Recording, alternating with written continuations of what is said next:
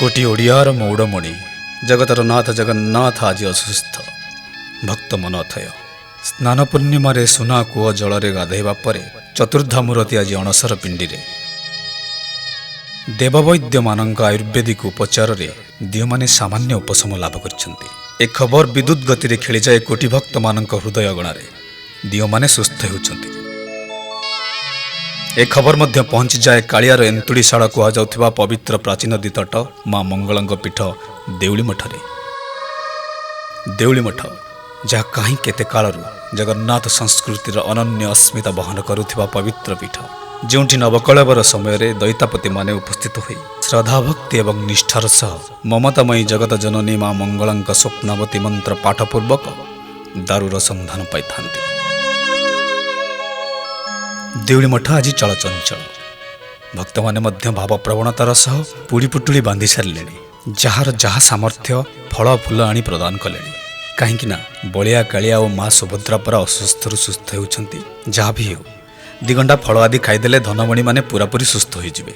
हे देखुना मंगुली भाईटा आमर खाइबा पीवा भूली पाहांतियारू लगी लगी ता काम है जी जहाँ देइछि दायित्वर सह सगड़ गाड़ी रे श्रीक्षेत्र रे पहुंचाइबो।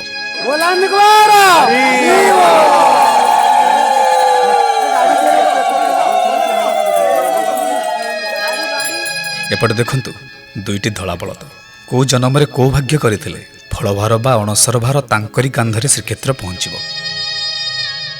पुण्यतया प्राचीन नदी तट काकटपुर जार अधिष्ठात्री महाराणी हेउचंती सत्य सनातनी परम वैष्णवी मां मंगला जहाँकर बिना आज्ञा रे पत्र भी हलेनी अंचल से भक्त माने पहुंची सारी मां पाखरे आज्ञा नेबे ए धबलिया बलद दुईटी सुरुखुरी जमी पहुंचे कालिया पाखरे।